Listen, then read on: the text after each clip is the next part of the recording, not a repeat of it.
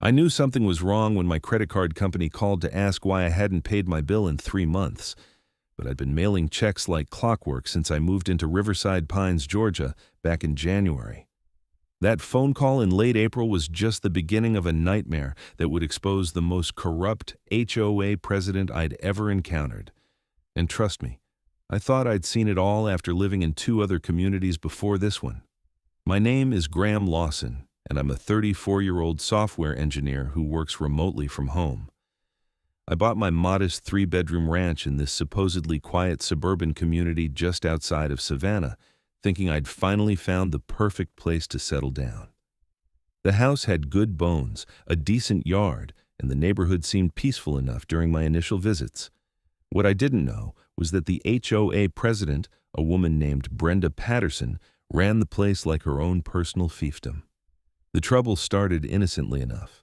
I'd been living in my house for about 3 months when I came home from a grocery run one afternoon to find a bright orange violation notice stuck to my front door. The notice, printed on official HOA letterhead, informed me that my mailbox was not in compliance with community standards and needed to be replaced immediately. I stood there in my driveway, paper bags in hand, staring at the notice in confusion. I walked over to my mailbox and examined it closely. It was a standard black metal mailbox on a wooden post. Nothing fancy, but certainly nothing offensive either. It matched probably half the mailboxes on my street. I pulled out my phone and took several photos, then went inside to dig out my HOA documents from the filing cabinet in my home office.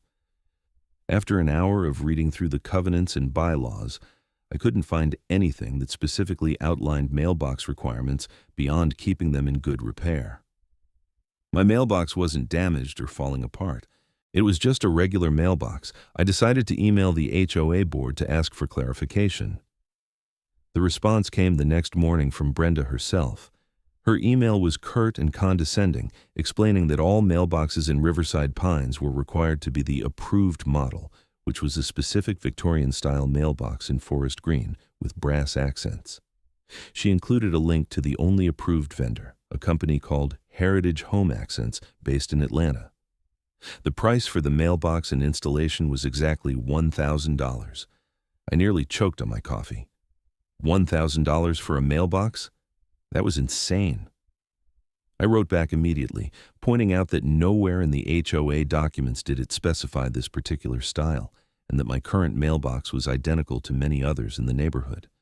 I also mentioned that the price seemed extremely inflated and asked if there were other approved vendors. Brenda's reply came within the hour. She informed me that the bylaws had been updated at the last board meeting in March, which I hadn't attended because I'd been out of town for a work conference. She claimed that proper notice had been given and that all homeowners had been informed via mail. I never received any such notice. She also stated that Heritage Home Accents was the exclusive approved vendor due to their quality and aesthetic consistency, and that I had 2 weeks to comply or face daily fines of $50. I was furious, but tried to remain calm. I requested copies of the meeting minutes and the updated bylaws. Brenda responded that they would be mailed to me. Meanwhile, I started paying closer attention to my mail. That's when I noticed something strange. My mail delivery seemed sporadic at best. Some days I'd get a normal stack of letters and catalogs, other days nothing at all, which seemed odd given that I should have been receiving regular bills and statements. I called my credit card company back and asked them to verify my mailing address. It was correct. I asked when they'd sent my last 3 statements. They confirmed the dates, and I should have received all of them, but I hadn't seen a single one. I checked with my bank next. Same story. They'd been sending monthly statements, but I hadn't received any since February. A cold feeling settled in my gut. I started making a list of all the mail I should have received, but hadn't. It was extensive. Credit card bills, bank statements, a replacement debit card that never arrived, insurance documents, even a birthday card my mother swore she'd mailed weeks ago. Everything seemed to disappear into a black hole. I decided to test my theory. I had my friend Marcus, who lived across town, send me a letter with a $20 bill inside. He sent it on a Monday. By Friday, it still hadn't arrived.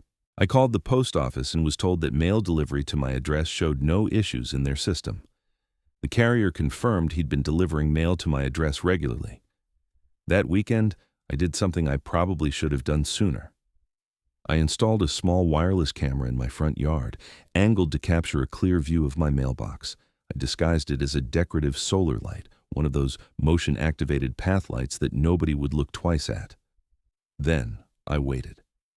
The following Tuesday, I was working at my desk when my phone buzzed with a motion alert from the camera. I pulled up the live feed and watched as the mail carrier, a friendly guy named Dennis, who I'd chatted with a few times, deposited a stack of mail into my mailbox. I could see several envelopes and what looked like a magazine. Good. I made a note of the time. 2:47 p.m. I had meetings for the rest of the afternoon, so I didn't get a chance to check my mailbox until around 5:30 p.m. When I opened it, there was nothing inside, not a single piece of mail. My heart started pounding. I immediately went back inside and reviewed the camera footage.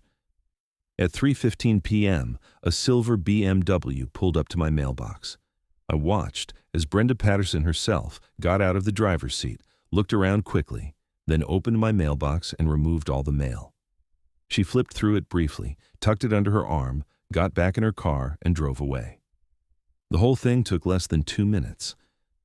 I sat back in my chair, stunned. The HOA president was stealing my mail. That wasn't just a violation of HOA rules or some petty neighborhood dispute. That was a federal crime. I watched the footage 3 more times, making sure I had seen what I thought I'd seen. There was no doubt. Brenda Patterson had taken my mail. I didn't know what to do immediately. Part of me wanted to march over to her house right then and confront her, but I knew that would be stupid. Instead, I saved the video footage to multiple locations, including cloud storage, and started researching mail theft laws. What I found made my blood run cold. Mail theft is a federal offense under 18 U.S. Code, Section 1708, punishable by up to 5 years in prison and significant fines. I kept monitoring over the next few days. The pattern repeated itself. Dennis would deliver mail around the same time each afternoon, and like clockwork, Brenda would show up within the hour and take it. She was systematic about it, always checking to make sure no one was around first. I now had footage from 4 separate incidents, 4 counts of federal mail theft, all captured in high definition. Meanwhile, the 2-week deadline for the mailbox replacement was approaching. I received another notice, this time hand-delivered and stuck under my windshield wiper while my car was parked in my driveway. This notice informed me that I had 3 days left to comply and that fines would begin accruing immediately after the deadline. I decided it was time to act, but I wanted to be smart about it. I made an appointment with a lawyer in Savannah, a woman named Patricia Gallagher who specialized in HOA disputes and property law. When I showed her the footage and explained the situation, her eyes widened. "Mr. Lawson, this is way beyond a typical HOA dispute," she said, leaning back in her chair. "This woman is committing a federal crime. You need to report this to the postal inspector immediately. But also, I think there's more going on here than just petty theft." "What do you mean?" I asked. "Think about it," Patricia said, tapping her pen on her desk. "She's been stealing your mail for months. The mailbox violation notice came right around the time you started missing mail, correct?" I nodded slowly, seeing where she was going. "I'd bet money that she's been opening your mail. She wanted to see what you were receiving. When you started asking questions about the mailbox violation, she probably got nervous. The $1,000 charge for a new mailbox? That's suspicious too. I want you to look into that company, Heritage Home Accents. I'm willing to bet there's a connection between them and Brenda Patterson." I left Patricia's office with a clear action plan.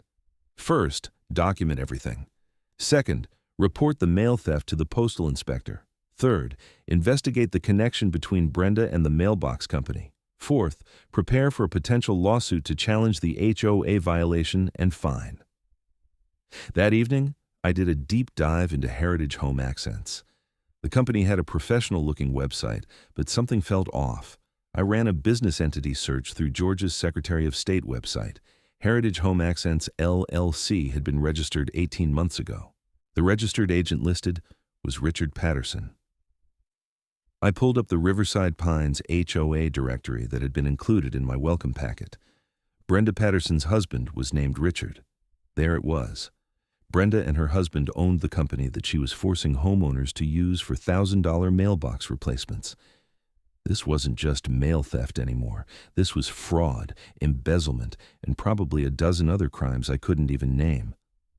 I called Patricia immediately and told her what I'd found.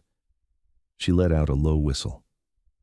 That's a clear conflict of interest and possibly wire fraud if she's been collecting payments through the HOA.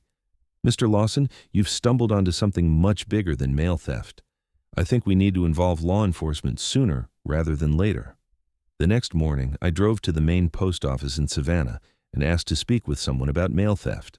They directed me to a small office in the back where a serious-looking man in his 50s introduced himself as Inspector Harold Chen with the United States Postal Inspection Service. I'd never heard of postal inspectors before, but Inspector Chen explained that they were federal law enforcement officers who investigated crimes involving the mail system. I showed him all my footage, explained the timeline, and provided documentation of all the mail I should have received, but hadn't. Inspector Chen watched the videos twice, taking notes the entire time. When I finished explaining everything, he looked up at me with a grim expression. "Mr. Lawson, you've done excellent work documenting this. Mail theft is something we take very seriously. However, I need to tell you that we're going to need to conduct our own investigation before we can make any arrests. What I'd like to do is set up a controlled delivery to your address. We'll send a piece of registered mail that requires a signature, and we'll have agents watching your mailbox. If Mrs. Patterson takes that mail, we'll apprehend her immediately." "How long will that take?" I asked. "We can set it up for tomorrow," Inspector Chen said. "In the meantime, I need you to act completely normal. Don't confront Mrs. Patterson, don't tell anyone about this investigation, and definitely keep that camera running. Can you do that?" I agreed, though waiting felt impossible. I drove home and tried to work, but I couldn't focus. My mind kept running through scenarios. What would happen when Brenda was arrested? Would the HOA board do anything about the fraudulent mailbox scheme? What about all the other homeowners who might have already paid for those overpriced mailboxes?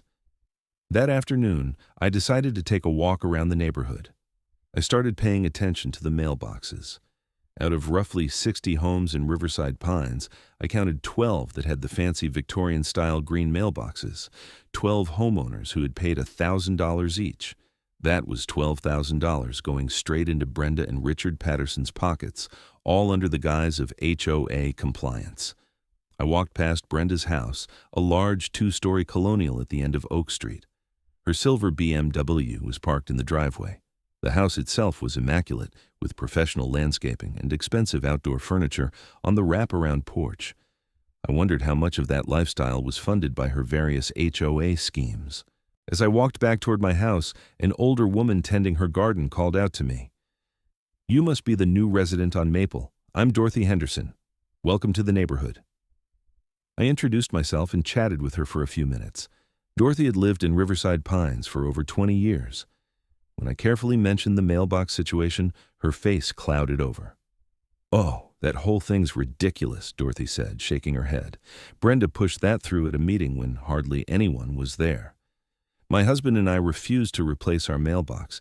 We've had the same one since we moved in. She tried to fine us, but we threatened to lawyer up and she backed down. Not everyone has the energy to fight her, though." "Has she always been like this?" I asked. Dorothy sighed. "Brenda became HOA president about 3 years ago. At first she seemed reasonable enough, but over time she's become more and more controlling. Last year she tried to mandate that everyone repaint their houses in approved colors from another company her husband just happened to own. Enough people complained that the board voted it down, but she's relentless. This mailbox thing is just her latest scheme." I thanked Dorothy for the information and headed home, my mind spinning. Brenda Patterson had been running scams on this neighborhood for years. The question was, how much had she gotten away with, and who else knew about it? That night, I barely slept. I kept thinking about the controlled delivery planned for the next day. Inspector Chen had told me it would happen in the afternoon, during the regular mail delivery window. I was supposed to act normal, but how could I focus on work knowing that federal agents would be staking out my mailbox? The next morning dragged by. I tried to respond to emails and write code, but I kept refreshing the camera feed on my phone. At 2:30 p.m., I saw Dennis approach my mailbox. He was carrying a distinctive flat envelope, the kind used for registered mail. He placed it in the mailbox, closed the door, and continued on his route. My phone buzzed. It was a text from Inspector Chen. Package delivered. Stand by. I pulled up the camera feed on my computer monitor and watched. The minutes ticked by slowly. At 2:58 p.m., the silver BMW pulled up. Brenda got out, glanced around, and walked to my mailbox. She opened it and reached inside. Before she could pull the mail out, 2 unmarked cars suddenly pulled up, boxing her vehicle in. 4 people in windbreakers marked Postal Inspector jumped out. Brenda's face went white. She dropped the envelope and tried to get back to her car, but the agents were already surrounding her. I couldn't hear what they were saying, but I could see Brenda gesturing wildly, her face red. One of the inspectors was calmly reading from a document. Another was examining the mail she'd dropped. After about 5 minutes, I saw them place handcuffs on Brenda and guide her into one of the vehicles. A tow truck arrived shortly after to impound her BMW. My phone rang. It was Inspector Chen. Mr. Lawson, we've apprehended Mrs. Patterson for mail theft. We're going to need you to come down to our office to provide a formal statement. Can you do that today? Absolutely, I said, my hands shaking slightly from adrenaline. At the postal inspector's office, I spent 2 hours going through everything in detail. Inspector Chen told me that Brenda had initially denied taking my mail, but quickly changed her story when they showed her the video evidence I'd collected. She claimed she was only trying to monitor the neighborhood for suspicious activity, but that excuse fell apart when they found a box in her car containing dozens of pieces of opened mail, not just mine, but from several other residents in Riverside Pines, though. This is bigger than we initially thought, Inspector Chen said. Mrs. Patterson has been systematically stealing mail from multiple residents. We found mail going back several months. Credit card applications, bank statements, insurance documents. Some of it appears to have been used for identity theft purposes, though we're still investigating that angle. I felt sick. Identity theft? We found evidence that someone, likely Mrs. Patterson or someone working with her, had opened several credit cards in other residents' names using stolen information. We're bringing in the FBI to assist with that part of the investigation. What you've uncovered here, Mr. Lawson, is a significant criminal operation. Over the next few days, the neighborhood exploded with rumors and speculation. Police cars and federal vehicles were parked outside Brenda's house as investigators executed a search warrant. I watched from my window as they carried out boxes of documents and bags of evidence. Richard Patterson was also arrested, though I learned later that was for the fraudulent mailbox scheme rather than the mail theft. The local news picked up the story. HOA president arrested for mail theft and fraud was the headline on WTOC's evening broadcast. Reporters knocked on doors throughout Riverside Pines, asking residents for interviews. I declined to speak to them, but plenty of my neighbors didn't. Dorothy Henderson gave a particularly scathing interview about Brenda's abuse of power. Another resident, a man named Tom Brennan, revealed that he'd paid for the fancy mailbox replacement and now felt like an idiot for not questioning it. I trusted her, he said to the camera. She was the HOA president. You're supposed to be able to trust these people. I received a call from Patricia Gallagher a few days later. Mr. Lawson, I've been contacted by several other residents in your community who want to pursue a class action lawsuit against the Pattersons and the HOA for fraud and breach of fiduciary duty. Would you be interested in joining? Definitely, I said. What about the violation notice and fine they tried to hit me with? Oh, that's completely invalid now, Patricia said with satisfaction in her voice. The mailbox requirement was fraudulent from the start. The HOA board has already held an emergency meeting and rescinded all the recent policy changes Brenda pushed through. They're also reviewing all financial transactions from the past 3 years. I expect we'll find a lot more irregularities. She was right. As the investigation continued, more details emerged. Brenda had been embezzling HOA funds for nearly 2 years. The mailbox scheme was just one of several fraudulent operations. She'd also been inflating invoices from contractors, many of whom turned out to be shell companies owned by relatives and friends. The neighborhood pool renovation that was supposed to cost $40,000? The actual contractor had only charged $22,000. Brenda had pocketed the difference. The landscaping service that maintained the common areas was owned by her brother-in-law, and they were charging triple the normal rate. The emergency roof repairs on the clubhouse that supposedly cost $15,000 never actually happened. Brenda had simply created fake invoices and transferred the money to an account she controlled. In total, investigators estimated that Brenda and Richard Patterson had stolen over $200,000 from the Riverside Pines HOA over a period of 3 years. That didn't include the identity theft and credit card fraud charges, which were still being investigated. The mail theft investigation revealed something even more disturbing. Brenda hadn't just been stealing mail randomly. She'd been specifically targeting residents who seemed likely to question her authority or who might have the resources to fight back. I was on her list because I'd asked questions about the mailbox violation. Dorothy Henderson had been targeted because she'd openly opposed some of Brenda's previous schemes.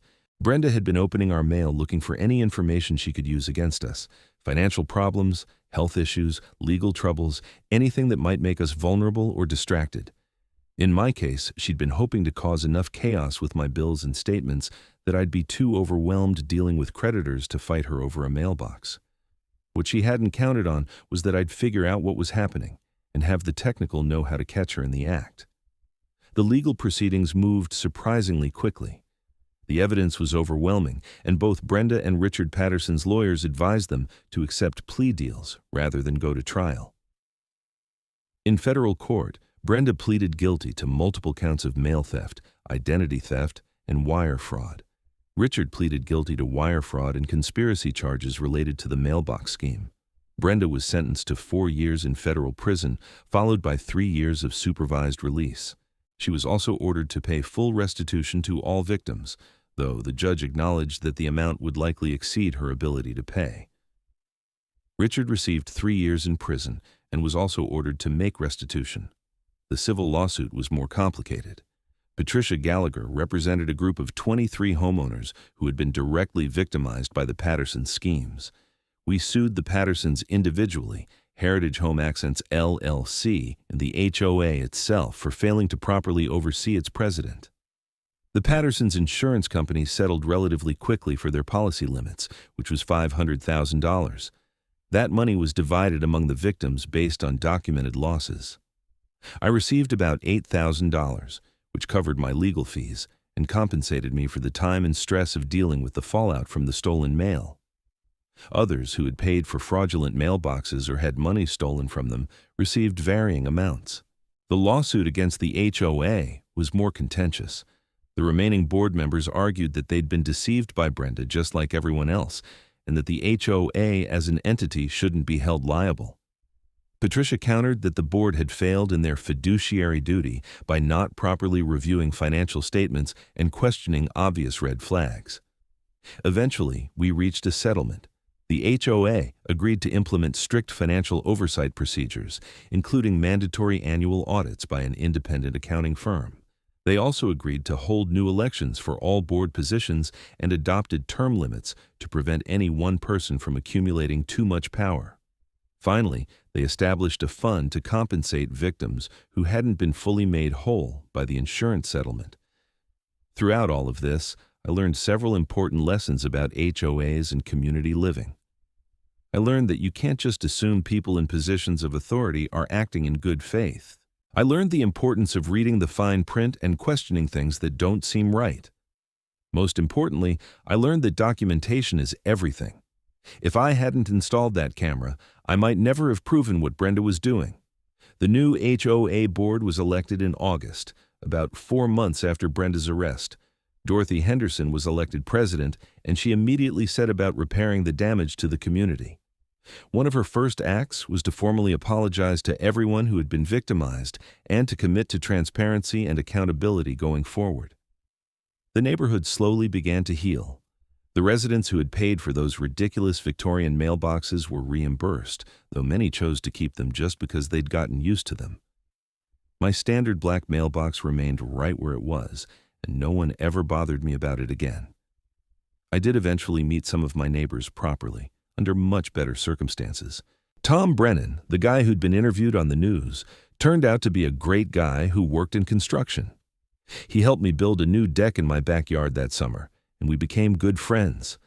Dorothy would invite me over for dinner occasionally, and I learned more about the history of the neighborhood and the good people who lived there. The postal inspector's office sent me a commendation letter thanking me for my assistance in the investigation. Inspector Chen told me that my video evidence and documentation had been crucial in building their case. He also mentioned that the investigation had led them to uncover a larger identity theft ring, and several other people had been arrested in connection with that. My credit card company and bank were understanding about the whole situation, especially once they learned about the federal investigation. They reversed all late fees and negative marks on my credit report. The replacement debit card that had been stolen was canceled and reissued. My mother sent me another birthday card, which actually arrived this time, along with a worried phone call asking if I was really okay after everything I'd been through. Life gradually returned to normal, or as normal as it could be after exposing a criminal conspiracy in your own neighborhood. I continued working from home, enjoying the quiet suburban life I'd originally sought when I bought the house. The difference now was that I knew my neighbors, participated in community events, and actually paid attention to HOA meetings and financial reports. One evening in late September, I was sitting on my front porch with a beer, watching the sunset, when a car pulled into the driveway of the house across the street. It had been on the market for a few weeks after the previous owners retired and moved to Florida. A young couple got out, clearly excited about their new home. They started unloading boxes from their car, laughing and planning where everything would go. I walked over to introduce myself. The couple, Michael and Jennifer Torres, were friendly and enthusiastic about joining the community. As we chatted, Michael mentioned that they'd been nervous about buying in an HOA community after hearing horror stories online. "I'll be honest with you," I said. "We had some serious problems earlier this year. But those problems have been dealt with, and the community is in good hands now.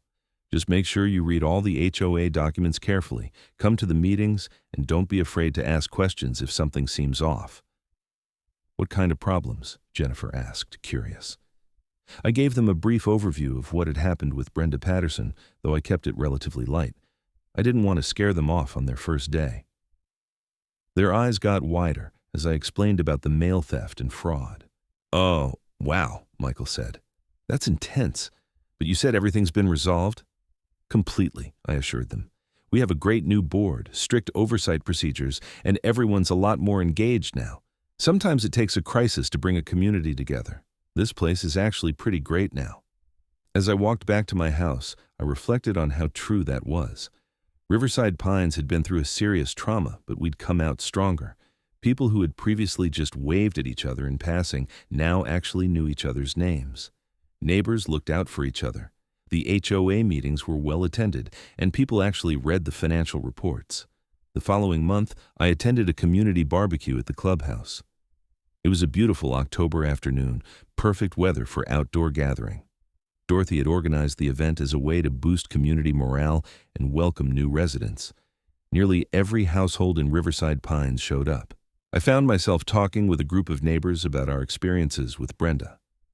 It was therapeutic in a way, sharing our stories and realizing how many people had been affected by her schemes. One woman, Lisa Chen, revealed that Brenda had stolen medical bills from her mailbox, causing her insurance company to think she wasn't cooperating with treatment claims. Another resident, Marcus Webb, had nearly lost his house when mortgage statements were stolen and he missed payments. "The crazy thing is," Marcus said, "I kept thinking it was my fault somehow, like I was being irresponsible or forgetful.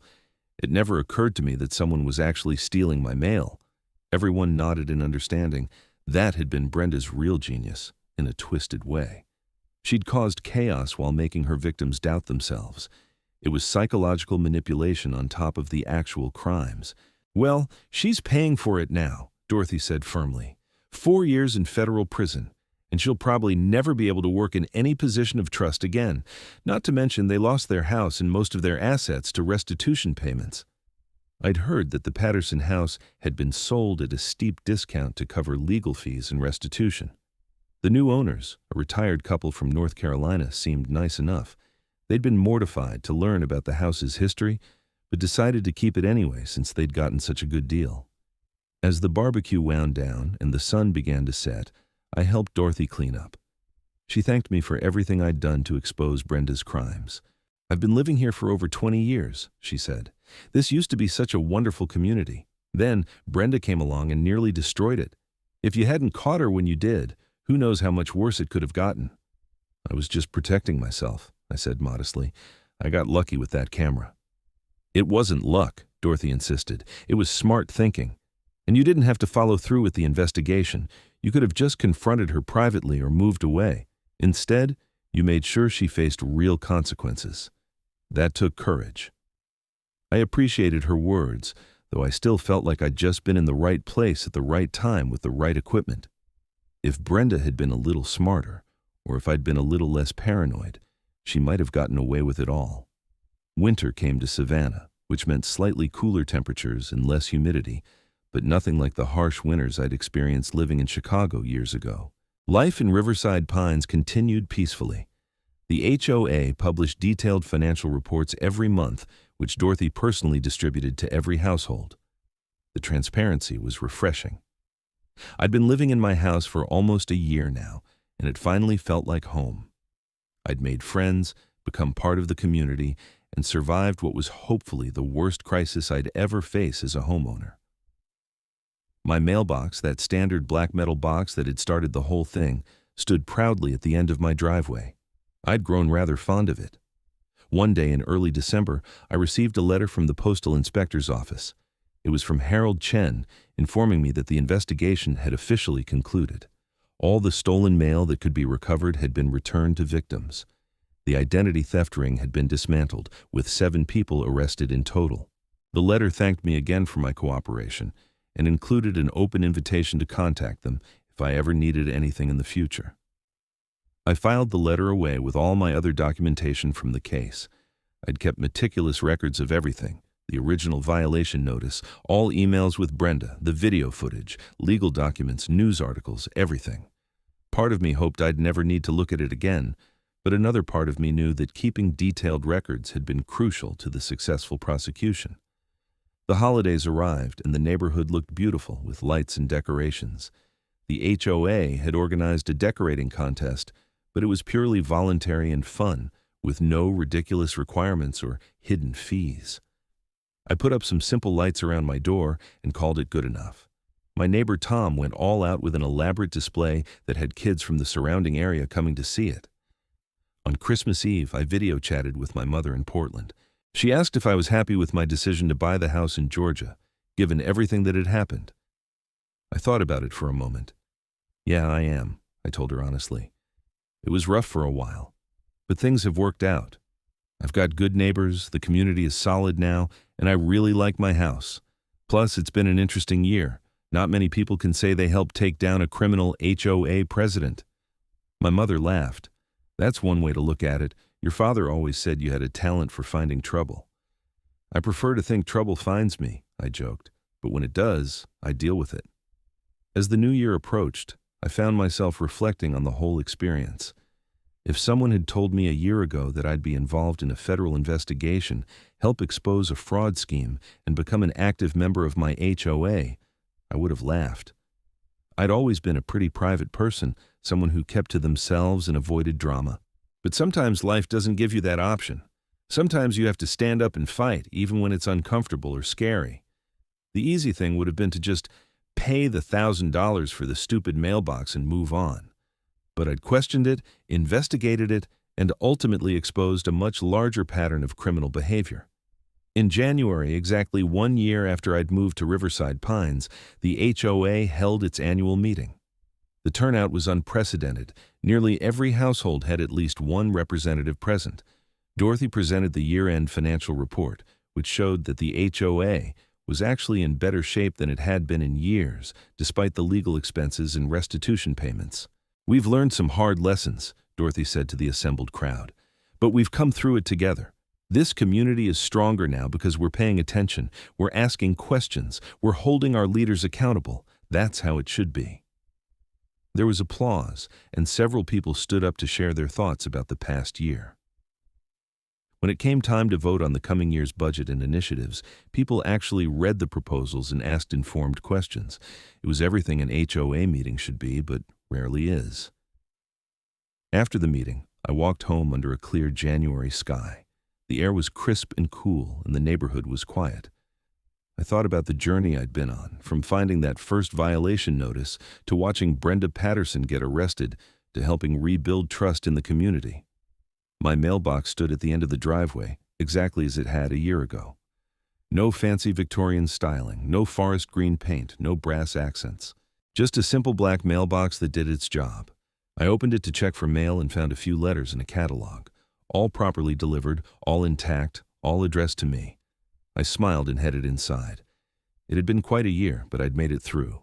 Riverside Pines had made it through, and we were all better for it, even if the path to get here had been rough. The legal matters were fully resolved by spring. The Pattersons' assets had been liquidated, and all victims received their full restitution. Heritage Home Accents LLC was officially dissolved. The HOA had established a reserve fund for future emergencies and maintained the strict oversight procedures that had been implemented after the scandal. I continued living my life, working from home, enjoying my neighborhood, and staying involved in community affairs. I served on the Architectural Review Committee, which was admittedly ironic given how this all started. But now the committee actually followed the rules, considered requests fairly, and didn't try to shake down homeowners for money. Tom and I built a workshop in his garage where we'd work on various projects. Dorothy continued to be an excellent HOA president, eventually serving 2 full terms before passing the torch to another capable neighbor. Michael and Jennifer Torres became good friends, and we'd often have game nights or backyard cookouts together. Life moved forward the way it should, with the drama and chaos of the Brenda Patterson era fading into a cautionary tale we'd tell new residents. The story became part of the neighborhood's history, a reminder of what can happen when people abuse power and what can be accomplished when regular people stand up and demand accountability. Looking back on everything, I realized that finding that violation notice on my door had been a blessing in disguise. If Brenda had just left me alone, she might have continued her schemes for years, but she got greedy, or maybe paranoid, and decided to target me. That decision ultimately brought down her entire operation. Sometimes, the smallest things lead to the biggest changes. A $1,000 mailbox violation became a federal investigation. A simple security camera became the key piece of evidence in multiple criminal cases. One person asking questions became a catalyst for community reform. I learned that justice isn't always swift or easy, but it's possible when people are willing to put in the work. I learned that communities are stronger when people participate rather than just complain from the sidelines. And I learned that sometimes the best defense against corruption is simply paying attention and refusing to accept that things have to be a certain way just because someone in authority says so. As I sit here now, more than 2 years after that first violation notice appeared on my door, I can honestly say I'm grateful for the experience. Not that I'd want to go through it again, but it taught me valuable lessons about standing up for what's right, the importance of documentation, and the power of community. My simple black mailbox is still there, a small symbol of resistance against arbitrary authority and fraudulent schemes. Every time I check my mail now, which always arrives safely and intact, I'm reminded of the journey I went on and the difference one person can make when they refuse to be pushed around. Brenda Patterson is serving her time in federal prison, and by all accounts she'll be there for at least another 1.5 years before becoming eligible for early release. Richard was released last month after serving his sentence and immediately left Georgia, moving somewhere in the Midwest to start over where no one knows his history. The neighborhood has completely moved on. New families have arrived, kids play in the streets, and the community events are well attended and genuinely fun. The HOA functions the way it's supposed to, maintaining common areas and enforcing reasonable rules without corruption or hidden agendas. As for me, I'm still here in my modest ranch house on Maple Street in Riverside Pines, Georgia. I've made this place my home in every sense of the word. I know my neighbors, I participate in the community, and I keep that security camera pointed at my mailbox just in case. Some lessons once learned shouldn't be forgotten. The whole experience taught me that you should always trust your instincts when something doesn't seem right, that documentation and evidence are your best friends in any dispute, and that federal crimes carry serious consequences no matter who commits them. But most importantly, it taught me that ordinary people have more power than they think when they're willing to stand up and demand accountability from those in authority. Every neighborhood has the potential for this kind of corruption. HOAs, despite their intended purpose of maintaining property values and community standards, can become vehicles for abuse when the wrong people get control. The key is vigilance, participation, and the courage to question authority when something doesn't add up. I sometimes wonder if Brenda ever thinks about how differently things could have gone if she'd just been honest and fair. If she'd actually used her position to serve the community instead of enriching herself, she could have been genuinely respected and appreciated. Instead, she's a convicted felon who destroyed her own life and hurt dozens of people along the way. But that was her choice, just as it was my choice to fight back when she targeted me. We all have choices to make when confronted with injustice. We can ignore it, accept it, or stand against it. I chose to stand against it, and while it required time, effort, and stress, I'd make the same choice again in a heartbeat. The story of the $1,000 mailbox and the mail-stealing HOA president has become something of a local legend. I've been contacted by news outlets, true crime podcasts, and even a documentary filmmaker interested in the story. I've declined most of these requests, preferring to keep my life private and let the court records speak for themselves. But I did agree to speak at a homeowner rights seminar in Atlanta last fall. I shared my experience and offered practical advice for dealing with HOA disputes. The audience was engaged and asked great questions.